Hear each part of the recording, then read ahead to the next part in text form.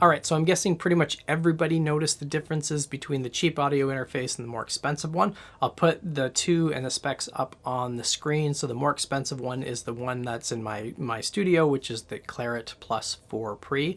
And the only reason I wanted to do this video is I plan to go up to my mom's to do some songwriting and just capture some ideas, but I forgot the power adapter for it. So I stopped in at Best Buy and they had an open box of this little beast. So the Focusrite Scarlett Solo Gen 3. Now they do say the Gen 3 has the same preamps as their flagship products. Obviously the circuitry is going to be different. So maybe it is the same preamps, but you're definitely not going to get the same quality. And it has that little air feature, which is really cool. That just boosts your higher end frequencies. So for this test, the way I set it up is I matched the inputs as much as possible. So I wanted to max it out at -12 dB on the input. I had the air setting set up for both. Obviously used the same guitar and same pickups and everything, and tried to play them as best I could to be exactly the same. And yes, you could hear that the higher end interface was more clear, but now let's talk about price. That was an open box, so it was only 120 bucks. The Claret is $949. Now I didn't pay that much because Focusrite actually used a quote of mine from one of my previous videos for their fast plugins.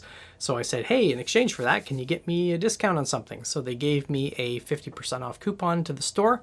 So I sold my old interface, which was a Focusrite Scarlett 18i20, a Gen 2, and I got the Claret. So it was basically a wash for me. I sold the old one for the same price as this half-price new one. And there was a pretty big difference between the Gen 2 and the brand new Claret Plus 4 Pre. So if you look at the prices between these two, I think brand new, the Solo is 150, maybe 160 bucks. So you're talking an $800 difference. Is it worth it? I'm going to say no for most people. Now that's dependent on if you're new. So if you're a beginner or an advanced beginner, I don't think it is worth it to spend that much extra money. Even a few $100s more, I wouldn't bother, because if you're new, beginner or advanced beginner, the quality of your audio interface isn't going to matter as much as learning how to record at home. So that's dealing with your DAW and latency and learning your plugins and learning about compression and EQ and mixing and mastering. That stuff is going to be a lot more complicated than worrying about if it's the audio interface that's the problem, because I'll guarantee it's not. The things that matter the most is, number one, the song. So again, all the stuff I do on my channel is targeted at people who are producing music at home.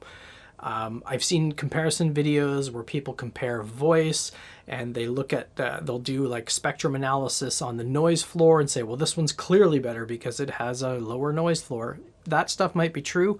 Nobody cares when you're listening to a full song. Nobody cares what equipment you're using, what audio interface you're using.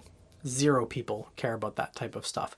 So worry about your recording process and all of the other things that go along with recording at home, and take that extra money, you know, in this case, $800 difference, that can get you some nice studio monitors, some nice headphones, some treatment for your room. You can spend that money better elsewhere. So I definitely would not spend that extra money if I was just new.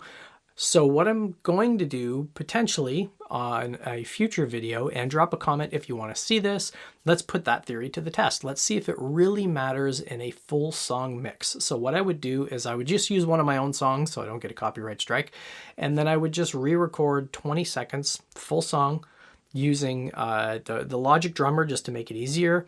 Or maybe the acoustic drums that I recorded, I'll just use those same tracks, but I'll re-record all the guitars, all the vocals on both interfaces, and then see if a final product, if there's a big enough difference to justify that difference in price. So like I said, while you could notice the obvious differences in the playing examples in the beginning, does it really matter in a full mix? So if you want to see that video, drop a comment below, but remember to hit like and subscribe, and thank you so much for watching, and I'll see you on the next one.